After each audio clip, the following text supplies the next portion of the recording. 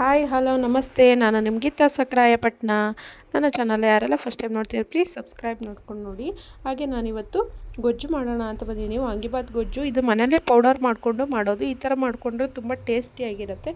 ಇದಕ್ಕೇನೆಲ್ಲ ಬೇಕಂತ ನೋಡ್ಕೊಂಬರೋಣ. 2 ಈರುಳ್ಳಿ ತೊಗೊಂಡಿದ್ದೀನಿ, ಟೊಮೊಟೊ ತೊಗೊಂಡಿದ್ದೀನಿ, ಸ್ವಲ್ಪ ಕೊತ್ತಂಬರಿ, ಶುಂಠಿ ಬೆಳ್ಳುಳ್ಳಿ ಪೇಸ್ಟ್ ತೊಗೊಂಡಿದ್ದೀನಿ. ತುಂಬ ಕಡಿಮೆ ಸಾಮಗ್ರಿಗಳಲ್ಲಿ ಈಸಿಯಾಗಿ ಟೇಸ್ಟಿಯಾಗಿ ಮಾಡ್ಕೊಳ್ಳುವಂಥದ್ದು. ನಾನಿಲ್ಲಿ ಒಂದು ಪಾತ್ರೆಗೆ ನೀರು ಮತ್ತು ಅರಿಶಿನ ಉಪ್ಪನ್ನು ಹಾಕಿ ನೆನೆಸಿಟ್ಟಿದ್ದೀನಿ. ಇದಕ್ಕೆ ಬದನೆಕಾಯಿ ಕಟ್ ಮಾಡಿ ಹಾಕ್ಕೊಳ್ಳೋದಕ್ಕೆ. ಇಲ್ಲಿ ಕೊತ್ತಂಬರಿ ಮತ್ತು ಈರುಳ್ಳಿನ ಕಟ್ ಮಾಡಿ ಇಟ್ಟಿದ್ದೀನಿ. ಟೊಮೊಟೊನ ಪೇಸ್ಟ್ ಮಾಡ್ಕೊಳ್ತೀನಿ ನಾನಿಲ್ಲಿ. ನೋಡಿ, ಟೊಮೊಟೊನ ಪೇಸ್ಟ್ ಮಾಡ್ಕೊಳ್ತೀನಿ. ಶುಂಠಿ ಬೆಳ್ಳುಳ್ಳಿ ಪೇಸ್ಟ್ನ ಸಹ ನಾನು ರೆಡಿ ಮಾಡಿ ಇಟ್ಕೊಳ್ತೀನಿ. ನನಗೆ ಮುಗ್ದೋಗಿತ್ತು, ಹಾಗಾಗಿ ಸ್ವಲ್ಪ ಜಾಸ್ತಿ ಕ್ವಾಂಟಿಟಿಲಿ ಮಾಡಿ ಎತ್ತಿಟ್ಕೊಂಡಿದ್ದೀನಿ. ಈಗ ನಾನು ಒಂದು ಪ್ಯಾನ್ ಇಟ್ಕೊಂಡು ನಾನು ಸ್ವಲ್ಪ ಇದಕ್ಕೆ ಆಯಿಲ್ ಕ್ವಾಂಟಿಟಿನ ಜಾಸ್ತಿನೇ ಹಾಕ್ಕೊಳ್ಳಿ. ಆಯಿಲ್ ಜಾಸ್ತಿ ಹಾಕ್ಕೊಂಡಷ್ಟು ನಮಗೆ ಬದನೆಕಾಯಿ ಫ್ರೈ ಮಾಡೋದಕ್ಕೆಲ್ಲ ತುಂಬ ಚೆನ್ನಾಗಿರುತ್ತೆ. ಹಾಗಾಗಿ ಆಯಿಲ್ ಹಾಕ್ಕೊಂಡ ನಂತರ ನಾನಿಲ್ಲಿ ಸಾಸಿವೆ ಹಾಕ್ಕೊಳ್ತಾ ಇದ್ದೀನಿ. ಸಾಸಿವೆ ಆದ ನಂತರ ನಾನಿಲ್ಲಿ ಉದ್ದಿನಬೇಳೆ ಮತ್ತು ಕಡಲೆಬೇಳೆನ ಸಹ ಹಾಕ್ಕೊಳ್ತೀನಿ. ಇದಕ್ಕೆ ಬೇಕಂದರೆ ಶೇಂಗಾ ಬೀಜನೂ ಸಹ ನೀವು ಸೇರಿಸ್ಕೊಳ್ಬೋದು. ನಾನು ಶೇಂಗಾ ಬೀಜನ ಸ್ಕಿಪ್ ಮಾಡ್ಕೊಂಡಿದ್ದೀನಿ. ಇಲ್ಲಿ ನೀವು ಶೇಂಗಾ ಬೀಜ ಬೇಕಂದರೆ ಹಾಕ್ಕೊಳ್ಳಿ. ಇದಾದ ನಂತರ ನಾನಿಲ್ಲಿ ಒಣಮೆಣ್ಸಿಕಾಯಿನ ಹಾಕ್ಕೊಳ್ತಾ ಇದ್ದೀನಿ. ಇದಕ್ಕೆ ಒಣಮೆಣ್ಸಿಕಾಯಿ ಹಾಕ್ಕೊಂಡ್ರೆ ತುಂಬ ಟೇಸ್ಟ್ ಕೊಡುತ್ತೆ, ತುಂಬ ಚೆನ್ನಾಗಿರುತ್ತೆ. ಹಾಗಾಗಿ ಒಣಮೆಣ್ಸಿಕಾಯಿನ ನಾನಿಲ್ಲಿ ಆ್ಯಡ್ ಮಾಡ್ಕೊಳ್ತಾ ಇದ್ದೀನಿ. ಅದಾದ ನಂತರ ನಾನಿಲ್ಲಿ ಬದನೆಕಾಯಿನ ಕಟ್ ಮಾಡಿ ಇಟ್ಟಿದ್ನಲ್ಲ, ಈ ಬದನೆಕಾಯಿನೂ ಸಹ ನಾನಿಲ್ಲಿ ಸೇರಿಸ್ಕೊಳ್ತಾ ಇದ್ದೀನಿ. ನೋಡಿ, ನಾನೀಗ ನೀಟಾಗಿ ವಾಶ್ ಮಾಡ್ಕೊಂಡಿದ್ದೆ. ಯಾಕೆಂದರೆ ಅದು ಅರಿಶಿನ ಮತ್ತು ಉಪ್ಪು ಹಾಕಿದ್ರೆ ಕಲರ್ ಸಹ ಚೇಂಜ್ ಆಗೋಲ್ಲ, ಕಪ್ಪಾಗೋ ಚಾನ್ಸಸ್ ಇರೋಲ್ಲ. ಹಾಗಾಗಿ ಹಾಕಿ ಹಾಗೆ ಫ್ರೆಶ್ ಆಗಿ ಇರುತ್ತೆ, ತುಂಬ ಚೆನ್ನಾಗಿರುತ್ತೆ. ಏನೇ ಬ್ಯಾಕ್ಟೀರಿಯಾಸ್ ಇದ್ರೂ ಕ್ಲಿಯರ್ ಆಗುತ್ತೆ. ಇದು 1-2 ಟೈಮ್ ತೊಳ್ಕೊಳ್ಳಿ. ಅದಾದ ನಂತರ ನಾನಿಲ್ಲಿ ವಾಶ್ ಮಾಡಿಟ್ಟಿರೋಂಥವ ಬದನೆಕಾಯಿನ ಸಹ ಇದಕ್ಕೆ ಎಣ್ಣೆ ಒಳಗೆ ಹಾಕ್ಕೊಂಡು ಚೆನ್ನಾಗಿ ಫ್ರೈ ಮಾಡ್ಕೊಳ್ಳೋಣ. ಇದು ಎಣ್ಣೆಲಿ ಫ್ರೈ ಆದಷ್ಟು ಬದನೆಕಾಯಿ ತುಂಬ ಟೇಸ್ಟ್ ಕೊಡುತ್ತೆ, ತುಂಬ ಚೆನ್ನಾಗಿರುತ್ತೆ. ಏಕೆಂದರೆ ಉಪ್ಪಿನ ನೀರಲ್ಲಿ ನೆನೆಸಿರ್ತೀವಲ್ಲ ನಾವು, ಉಪ್ಪಿರುತ್ತೆ ಮತ್ತು ಇದು ಖಾರ ಆಯಿಲಲ್ಲಿ ಬೆಂದಷ್ಟು ಸಹ ತುಂಬ ಟೇಸ್ಟ್ ಕೊಡುತ್ತೆ. ಹಾಗಾಗಿ ಚೆನ್ನಾಗಿ ಫ್ರೈ ಮಾಡಿಕೊಂಡು ಮಿಕ್ಸ್ ಮಾಡ್ಕೊತ ಚೆನ್ನಾಗಿ ಬೇಯಿಸ್ಕೊತ ಬನ್ನಿ. ಹಾಗೆ ನನ್ನ ಚಾನಲ್ಗೆ ಯಾರೆಲ್ಲ ಫಸ್ಟ್ ಟೈಮ್ ನೋಡ್ತಿದ್ದೀರಾ ಪ್ಲೀಸ್ ಸಬ್ಸ್ಕ್ರೈಬ್ ಮಾಡಿಕೊಂಡು ನೋಡಿ. ಹಾಗೆ ಲೈಕ್ ಮಾಡಿ, ವಿಡಿಯೋಗೊಂದು ಸಂಪೂರ್ಣ ವಿಡಿಯೋ ನೋಡಿ ಸಪೋರ್ಟ್ ಮಾಡಿ. ನಿಮ್ಮ ಸಪೋರ್ಟ್ ನನಗೆ ಹೀಗೆ ಇರಲಿ ಅಂತ ಕೇಳ್ಕೊಳ್ತೀನಿ. ಪ್ಲೀಸ್ ಒಂದು ಲೈಕ್ ಕೊಟ್ಟು ಸಪೋರ್ಟ್ ಮಾಡಿ, ಸಂಪೂರ್ಣ ವಿಡಿಯೋ ನೋಡಿ. ಹಾಗೆ ಈ ಥರ ಟಿಫನ್ ಬೆಳಗ್ಗೆ ಟೈಮ್ ಟಿಫನ್ಗೂ ಸಹ ರೆಡಿ ಮಾಡಿಕೊಂಡು ಟೇಸ್ಟ್ ಮಾಡಿ ನೋಡಿ. ನನಗೆ ಚೆನ್ನಾಗಿ ಬದನೆಕಾಯಿ ಆಲ್ಮೋಸ್ಟ್ ಒಂದು ಹಾಫಷ್ಟು ಬೆಂದಿದೆ, ಅರ್ಧದಷ್ಟು. ಚೆನ್ನಾಗಿ ಈ ಥರ ಎಣ್ಣೆಲೆಲ್ಲ ಬೇಯ್ಕೋಬೇಕು. ತದನಂತರ ಹಾಗೆ ಮಿಕ್ಸ್ ಮಾಡ್ಕೊತಾ ಇರಿ. ನಾನು ಶುಂಠಿ ಬೆಳ್ಳುಳ್ಳಿ ಪೇಸ್ಟ್ ಸಹ ಮಾಡಿಟ್ಟಿದ್ನಲ್ಲ, ಈ ಟೈಮಲ್ಲಿ ನಾನು ಶುಂಠಿ ಬೆಳ್ಳುಳ್ಳಿ ಪೇಸ್ಟ್ನ 1 ಟೀ ಸ್ಪೂನಷ್ಟು ಇದಕ್ಕೆ ಸೇರಿಸ್ಕೊಂಡು ಚೆನ್ನಾಗಿ ಮಿಕ್ಸ್ ಮಾಡ್ಕೊತೀನಿ. ಈ ಥರ ಮಾಡುವಾಗ ತುಂಬ ಆರಾಮ ಚೆನ್ನಾಗಿರುತ್ತೆ. ಶುಂಠಿ ಬೆಳ್ಳುಳ್ಳಿ ಪೇಸ್ಟು ಹಸಿ ಸ್ಮೆಲ್ ಹೋಗೋವರೆಗೂ ಹುರ್ಕೋಬೇಕು. ಬಟ್ ಟೇಸ್ಟ್ ಸಹ ವಾಂಗಿಬಾತ್ ಗೊಜ್ಜು ಸಹ ತುಂಬ ಟೇಸ್ಟಿಯಾಗಿರುತ್ತೆ. ಹಾಗೆ ನಾನು ಇದಕ್ಕೆ ಈರುಳ್ಳಿನ ಈ ಟೈಮಲ್ಲಿ ಸೇರಿಸ್ಕೊಳ್ತೀನಿ.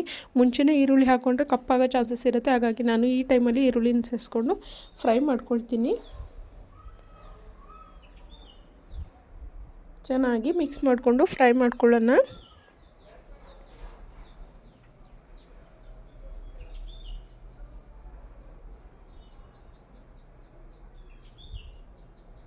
ಅದು ಕೈಬಿಡ್ದೇ ನೀಟಾಗಿ ಮಿಕ್ಸ್ ಮಾಡ್ಕೊಳ್ತಾ ಇರಿ.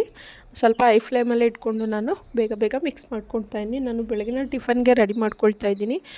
ತುಂಬ ಟೇಸ್ಟಿಯಾಗಿರುತ್ತೆ, ಮತ್ತೊಮ್ಮೆ ತಿನ್ನಬೇಕನ್ಸುತ್ತೆ, ಅಷ್ಟು ಟೇಸ್ಟಿಯಾಗಿರುತ್ತೆ. ಯಾಕೆಂದರೆ ಮನೆ ಪೌಡರ್ ಯೂಸ್ ಮಾಡ್ಕೊಳ್ತೀವಲ್ಲ, ಹಾಗಾಗಿ ತುಂಬ ಚೆನ್ನಾಗಿರುತ್ತೆ. ಹೊರಗಡೆಯಿಂದ ಪ್ಯಾಕೆಟ್ ಪೌಡರ್ಗಿನ್ನ ಈ ಪೌಡರ್ ತುಂಬ ಚೆನ್ನಾಗಿರುತ್ತೆ. ಮನೆಯಿಂದ ಪೌಡರ್ ಮಾಡ್ಕೊಳ್ಳೋದಕ್ಕೆ ಆದಷ್ಟು ಟ್ರೈ ಮಾಡಿ ಅಂತ ಹೇಳ್ತೀನಿ. ಹಾಗೆ ನಾನು ಟೊಮೊಟೊ ಪೇಸ್ಟ್ನ ಮಾಡಿಟ್ಟಿದ್ನಲ್ಲ, ಅದನ್ನು ಸಹ ಈಗ ಸೇರಿಸ್ಕೊಳ್ತೀನಿ. ಇದು ಟೊಮೊಟೊನ ಹಾಗೆ ಹೆಚ್ಚಾಕ್ಬೋದು, ಬಟ್ ಹೆಚ್ಚಾಕಿದ್ರೆ ಟೇಸ್ಟ್ ಕೊಡೋದಿಲ್ಲ. ಇದು ನಾವು ಗೊಜ್ಜು ಥರ ಮಾಡ್ತೀವಲ್ವ, ಗೊಜ್ಜಿಗೆ ಪೇಸ್ಟು ಮಾಡಿ ಹಾಕಿದ್ರೆ ಟೇಸ್ಟ್ ಚೆನ್ನಾಗಿರುತ್ತೆ. ಇದಕ್ಕೆ ಹುಣಸೆ ರಸವನ್ನು ಸಹ ಆ್ಯಡ್ ಮಾಡ್ಕೋಬೋದು. ಸ್ವಲ್ಪ ನಾನು ಟೊಮೊಟೊನ 2 ಟೊಮೊಟೊ ಹಾಕ್ಕೊಂಡಿದ್ದೀನಿ, ದಪ್ಪ ಟೊಮೊಟೊ. ಹಾಗಾಗಿ ಇದು ನನಗೆ ಪೇಸ್ಟ್ ಸಾಕು. ಈಗ ನಾನು ಇದಕ್ಕೆ ಒಂದು ಸ್ವಲ್ಪ 1/2 ಟೀ ಸ್ಪೂನಷ್ಟು ಅರಿಶಿನ ಹಾಕ್ಕೊಂಡು ಚೆನ್ನಾಗಿ ಮಿಕ್ಸ್ ಮಾಡ್ಕೊಳ್ಳೋಣ. ನನಗೆ ನೋಡಿ, ಆಯಿಲ್ ಈ ಥರ ಬಿಡ್ತಾ ಇರಬೇಕು. ಅದು ಗ್ರೇವಿಲಿ ಟೈಪಲ್ಲಿ ಆದಾಗ ಆಯಿಲ್ ಚೆನ್ನಾಗಿ ಬಿಡ್ತಾ ಇರಬೇಕು. ನೋಡಿ, ನಾನು ಮನೆ ಪೌಡರ್ ಅಂತ ಹೇಳಿದ್ನಲ್ಲ, ಈ ಥರ ಮನೆ ಪೌಡರ್ನ ರೆಡಿ ಮಾಡಿ ಇಟ್ಕೊಳ್ತೀನಿ. ಒಂದು 6 ತಿಂಗಳಿಗಾಗುವಷ್ಟು ನಾನು ಮಾಡ್ಕೊಳ್ತೀನಿ. ತುಂಬ ಚೆನ್ನಾಗಿರುತ್ತೆ, ತುಂಬ ಟೇಸ್ಟ್ ಸಹ ಚೆನ್ನಾಗಿರುತ್ತೆ. ಮತ್ತೊಮ್ಮೆ ತಿನ್ನಬೇಕನ್ಸುತ್ತೆ. ಅದೇ ಅಂಗಡಿ ಪೌಡರ್ ಹಾಕಿ ಮಾಡಿದ್ರೆ ತಿನ್ನೋಕ್ಕೆ ಅಷ್ಟು ಚೆನ್ನಾಗಿರೋದಿಲ್ಲ, ಟೇಸ್ಟ್ ಕೊಡೋದಿಲ್ಲ. ಈ ಥರ ಮಾಡ್ಕೊಂಡು ಪೌಡರ್ ಮಾಡಿಟ್ಕೊಂಡು ಪೌಡರ್ ಹಾಕಿ ಮಾಡೋದ್ರಿಂದ ನಮಗೆ ಟೇಸ್ಟ್ ಚೆನ್ನಾಗಿರುತ್ತೆ. ನೋಡಿ ನನಗೆ ಆಯಿಲು ಸ್ವಲ್ಪ ಬಿಟ್ಕೊಳ್ತಿದೆ ನೋಡಿ ಚೆನ್ನಾಗಿ. ಈಗ ನಾನು ಇದಕ್ಕೆ ಎಷ್ಟು ಬೇಕೋ ಅಷ್ಟನ್ನು ಇಷ್ಟು ಗೊಜ್ಜಿಗೆ ನಾನು ಒಂದು 2ರಿಂದ 2.5 ಟೀ ಸ್ಪೂನಷ್ಟು ಪೌಡರ್ ವಾಂಗಿಬಾತ್ ಪೌಡರ್ ಇದೆಯಲ್ಲ ಮನೆಯಿಂದ ಮಾಡಿರೋದು, ಅದನ್ನು 2ರಿಂದ 2.5 ಟೀ ಸ್ಪೂನಷ್ಟು ಆ್ಯಡ್ ಮಾಡ್ಕೊಳ್ತಾ ಇದ್ದೀನಿ. ಉಪ್ಪನ್ನು ಸಹ ಆಗಲೇ ಹಾಕ್ಕೊಂಡು ನಾನು ಮಿಕ್ಸ್ ಮಾಡಿಕೊಂಡೆ. ಅಂದರೆ ಉಪ್ಪನ್ನ ಇದಕ್ಕೆ ನೋಡಿ ಹಾಕ್ಕೊಳ್ಳಿ, ಯಾಕೆಂದರೆ ನಾವು ಬದನೇಕಾಯಿನ ಈ ಥರ ಉಪ್ಪನ್ನ ನೆನೆಸಿಟ್ಟಿರ್ತೀವಲ್ಲ, ಸ್ವಲ್ಪ ಉಪ್ಪು ಹಿಡಿದಿರುತ್ತೆ, ಹಾಗಾಗಿ ಸ್ವಲ್ಪ ಹಾಕ್ಕೊಳ್ಳಿ. ನೋಡಿ ನಾನು ಈಗ ಆಯಿಲೆಲ್ಲ ಬಿಟ್ಟಿದೆ ಆಲ್ಮೋಸ್ಟು. ನಾನೀಗ ಕೊತ್ತಂಬರಿ ಹಾಕ್ಬಿಟ್ಟು ಸ್ವಲ್ಪ ಅದನ್ನು ಮಿಕ್ಸ್ ಮಾಡಿ ಲಿಡ್ ಕ್ಲೋಸ್ ಮಾಡಿ 1-2 ಸೆಕೆಂಡು ನಾನು ಅದನ್ನು ಸ್ವಲ್ಪ ಬೇಯಿಸ್ಕೊಳ್ತೀನಿ. ಲೋ ಫ್ಲೇಮಲ್ಲಿ ಇಟ್ಟಿರ್ತೀನಿ ಈ ಟೈಮಲ್ಲಿ, ನಾನು ಹೈ ಫ್ಲೇಮಲ್ಲಿ ಇರೋದಿಲ್ಲ. ನೋಡಿ ನನಗೆ ಈ ಥರ ಆಯಿಲೆಲ್ಲ ಬಿಟ್ಟಿರಬೇಕು, ತುಂಬ ಚೆನ್ನಾಗಿದೆ. ಹಾಗೆ ನಾನು ಪಕ್ಕದಲ್ಲಿ ರೈಸ್ಗೆ ರೆಡಿ ಮಾಡೋಕ್ಕೆ ಇಟ್ಟಿದ್ದೆ. ರೈಸ್ ಸಹ ಉದ್ದುದ್ರಾಗಿದ್ದಷ್ಟು ನಮಗೆ ಮಿಕ್ಸ್ ಮಾಡ್ಕೊಳ್ಳೋದಕ್ಕೆ ತುಂಬ ಚೆನ್ನಾಗಿರುತ್ತೆ. ರೈಸ್ನ ಉದ್ದುದ್ರಾಗಿ ಮಾಡ್ಕೊಳ್ಳಿ.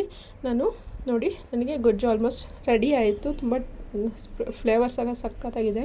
ಈ ಸತಿ ಈ ಥರ ನೀವು ಒಂಥರ ಟ್ರೈ ಮಾಡಿ, ಒಂದು ಸತಿ ಟ್ರೈ ಮಾಡಿ ನೋಡಿ. ನಾನು ರೈಸ್ಗೆ ಹಾಕ್ಕೊಂಡು ಗೊಜ್ಜನ್ನ ಮಿಕ್ಸ್ ಮಾಡ್ತಾಯಿದ್ದೀನಿ. ಹಾಗೆ ಒಂದು ಪ್ಲೇಟ್ ತೊಗೊಂಡು ಸರ್ವ್ ಮಾಡ್ಕೊಳ್ಳೋಣ. ತುಂಬ ಟೇಸ್ಟಿಯಾಗಿರುತ್ತೆ. ಮತ್ತೊಮ್ಮೆ ತಿನ್ನಬೇಕಂತ ಅನಿಸ್ತಾ ಇರುತ್ತೆ. ನೀವು ಒಂದು ಸತಿ ಟ್ರೈ ಮಾಡಿ ನೋಡಿ. ಹಾಗೆ ಹೇಗಿದೆ ನೆತ್ತ ಅಂತ ಕಮೆಂಟ್ ಬಾಕ್ಸಲ್ಲಿ ಕಮೆಂಟ್ ಹಾಕಿ. Thank you for watching. Thank you. Bye bye.